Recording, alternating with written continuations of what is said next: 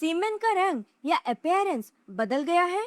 हर बार इसे नॉर्मल समझना भी सही नहीं है और हर बार घबराने की भी जरूरत नहीं है।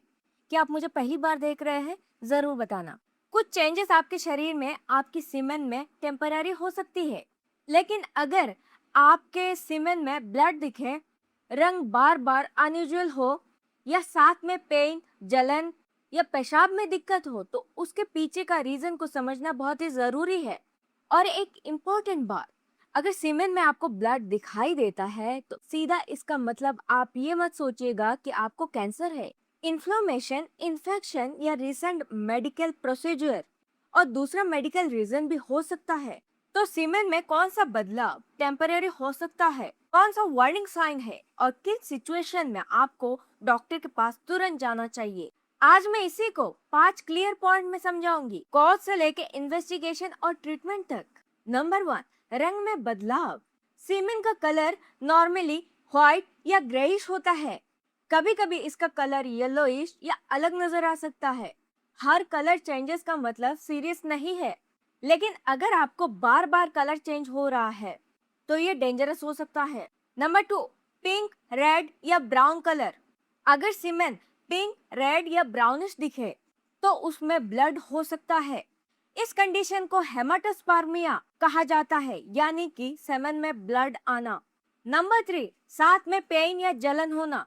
अगर अपीयरेंस चेंज होने के साथ साथ पेशाब में जलन होता है, पेल्विक एरिया में डिस्कम्फर्ट, इजैकुलेशन के वक्त पेन भी हो, तो मेडिकल इवैल्यूएशन जरूरी है।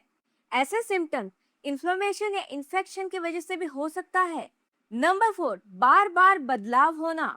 एक बार अगर चेंजेस हो रहा है तो प्रॉब्लम नहीं होता, यहाँ पर आपको पैनिक नहीं करना है।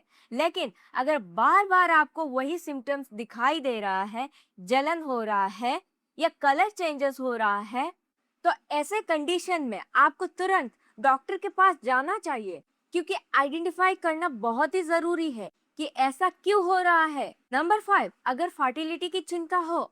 सिर्फ सेमन को देखकर स्पर्म का क्वालिटी का पता नहीं लगाया जा सकता। अगर प्रेगनेंसी प्लान करने के बावजूद भी डिफिकल्टी आ रही है तो डॉक्टर सेमन एनालिसिस रिकमेंड करते हैं। इस टेस्ट में स्पर्म काउंट, मूवमेंट और शेप जैसे इंपॉर्टेंट पॉइंट को देखा जाता है। इसका पैरामीटर चेक किया जाता है। पॉसिबल कॉज क्या हो सकता है? Number 1, infection, urinary tract infection या रिप्रोडक्टिव सिस्टम का किसी भी पार्ट में अगर इन्फेक्शन होता है, कलर चेंजेस आ सकती है। अगर बैक्टीरियल इन्फेक्शन कंफर्म होता है तो ट्रीटमेंट उस स्पेसिफिक इन्फेक्शन को देखते हुए किया जाता है। Number 2, inflammation.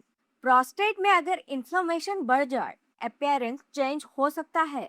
हर इन्फ्लेमेशन बैक्टीरियल इन्फेक्शन नहीं होता, इसीलिए हर केस में एंटीबायोटिक देना जरूरी नहीं है। तीसरा point, recent medical procedure, prostate biopsy या बेसोक्टोमी। ऐसे प्रोसीजर्स के बाद टेम्पररी ब्लड आ सकता है। अगर रिसेंटली आपको कोई भी प्रोसीजर ऐसा हुआ हो तो डॉक्टर को बताना जरूरी है। नंबर 4, इंजरी, पेल्विक एरिया या रिप्रोडक्टिव ऑर्गन में कोई भी इंजरी हुआ हो तो इसके बाद ब्लड आ सकती है। रिसेंट इंजरी की हिस्ट्री भी डॉक्टर को बताना इम्पोर्टेंट है। नंबर 5, कभी एग्जैक्ट कॉज नहीं मिल पाता। कुछ केसेस में इवैल्यूएशन के बाद भी कोई सीरियस अंडरलाइंग कॉज नहीं मिल पाता और प्रॉब्लम खुद रिजॉल्व हो सकती है। क्या करना चाहिए? नंबर 1, चेंज को नोट करें। चेंज कब हुआ, कितनी बार हुआ और साथ में कोई और कंप्लेंट है या नहीं, ये डिटेल नोट करना इम्पोर्टेंट है। नंबर 2, डॉक्टर के पास जाने के बाद आपको अपना पूरा हिस्ट्री बताना है।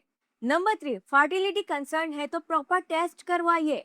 क्या नहीं करना चाहिए? नंबर 1, हर चेंजेस को सीरियस प्रॉब्लम ना माने। टेम्पररी वेरिएशन का मतलब ये नहीं होता है कि आपको सीरियस बीमारी है। नंबर 2, खुद से एंटीबायोटिक ना ले। नंबर 3, बिना डॉक्टर के सलाह के सप्लीमेंट नहीं लेना। नंबर 4, ब्लड को इग्नोर ना करे। अगर आपका ब्लड बार बार आ रहा है सीमेन में, इवैल्यूएशन जरूरी है।